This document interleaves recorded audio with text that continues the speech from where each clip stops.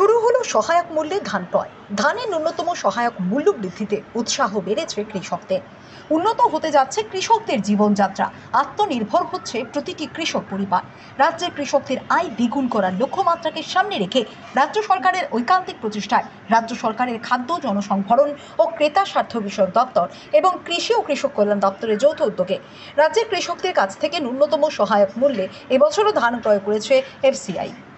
এরই অঙ্গ হিসেবে আজ জিরানিয়া মাধববাড়ি স্থিত আন্তঃরাজ্য ট্রাক টার্মিনাসে এফসিআইয়ের উদ্যোগে জিরানিয়া মহকুমার কৃষকদের থেকে ন্যূনতম সহায়ক মূল্যে ধান ক্রয় করার আনুষ্ঠানিক সূচনা করে এই কথাগুলি বললেন খাদ্যমন্ত্রী সুশান্ত চৌধুরী। এছাড়াও উপস্থিত ছিলেন খাদ্য দপ্তরের বিশেষ সচিব দেবপ্রিয় বর্ধন, খাদ্য দপ্তরের অধিকর্তা সুমিত লোধ, কৃষি দপ্তরের অধিকর্তা ফণীভূষণ জমাতিয়া, জিরানিয়া নগর পঞ্চায়েতের চেয়ারম্যান রতন কুমার দাস, জিরানিয়া পঞ্চায়েত সমিতির চেয়ারম্যান প্রীতম দেবনাথ সহ আরও অনেকে। ধান বিক্রি করবেন, আমি তাদেরকে ধন্যবাদ জানাচ্ছি, অভিনন্দন জানাচ্ছি। যারা ধান বিক্রি করবেন, খাদ্য দপ্তর থেকে এক সপ্তাহের মধ্যে আমাদের পেমেন্ট চলে যায়।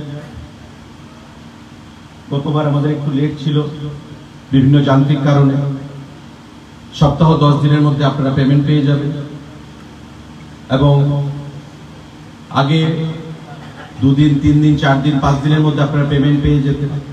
কি পেমেন্ট পান তো 5, 7, 10 দিনের মধ্যে?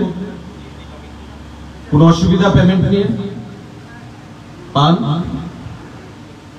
এই 7 দিনের মধ্যে আপনারা পেমেন্ট পাবেন বা 10 দিনের মধ্যে পেমেন্ট পাবেন।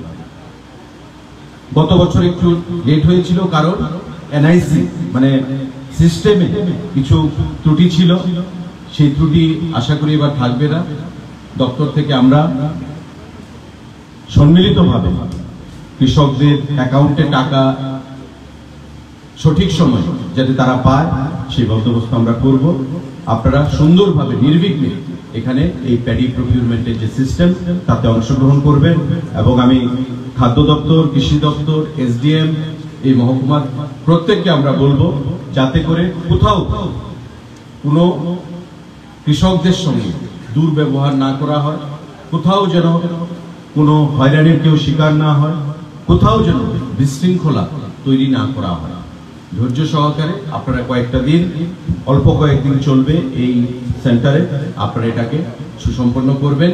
আমি সবাইকে আবার অনেক অনেক শুভেচ্ছা জানাচ্ছি, নমস্কার জানাচ্ছি, ধন্যবাদ জানিয়ে, অভিনন্দন জানিয়ে আমার সংক্ষিপ্ত আলোচনা এখানে শেষ করছি। সবাইকে নমস্কার, জয় হিন্দ। অনেক অনেক ধন্যবাদ।